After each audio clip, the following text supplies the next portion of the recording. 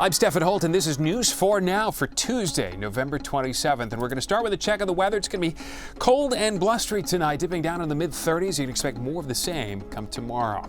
Now let's get to the news. And we've got some new information tonight on a shooting at a Duane Reade that left a manager fighting for his life. Police have arrested a man and his uncle in that robbery yesterday in Woodside, Queens. Police say the nephew shot the manager in the hand and head when he refused to hand over the cash. Police say the two then went on to rob 3 other stores in Queens, and they could be tied to other crimes. One of the 2 individuals has had an interesting year in 2018, his name has come up in other investigations, and that's as far as I will go. The feds say lawyers for Joaquin El Chapo Guzman helped the Mexican drug lord break the rules by having cell phone contact with his wife. Prosecutors say El Chapo's wife has been using a cell phone in the courthouse. She's barred from communicating with El Chapo to prevent coordinated hits on witnesses or escape attempts. In the past, El Chapo escaped twice from jails in Mexico. He's pleaded not guilty to the latest charges in his drug trafficking case. A driver is facing charges after his minivan plowed into a crowd on a sidewalk in Chinatown last night. 1 person was killed and 6 others hurt in the accident. Police say Henry Herman was trying to parallel park at the time of the crash.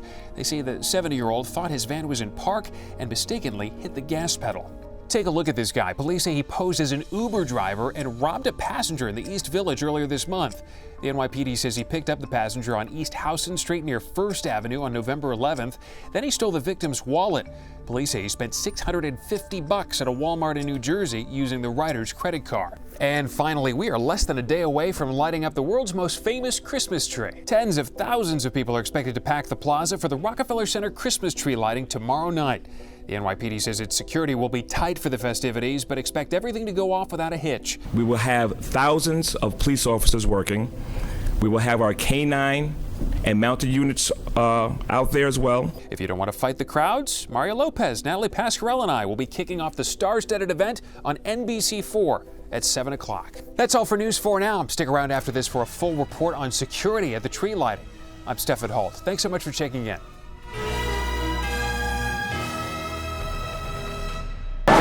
Picture time along 5th Avenue for Jessie from Staten Island, taking her sister-in-law from the Philippines. It's nice. I like it. For a little Midtown holiday tour, undeterred by the crowds or security concerns. It is what it is. Life goes on. Just have to take care. And, it's part of life right now. The barricades going up to protect against the guaranteed, the huge crowds. And then there's a security presence to protect against the unlikely, the worst case scenario, some sort of attack. We will have thousands of police officers working. We will have our K9 and mounted units out there as well. Rooftop coverage with long guns. Along 6th and 5th Avenues, concrete barriers protect visitors from a truck attack. As special tactical police units patrol Midtown. K9s sniff out potential threats, and from above, the NYPD keeps an eye on crowds below. You try not to let that hinder your time for the holidays. Indeed, grown-up worries don't keep this Poughkeepsie family from celebrating Matt's 10th birthday. 3, 2,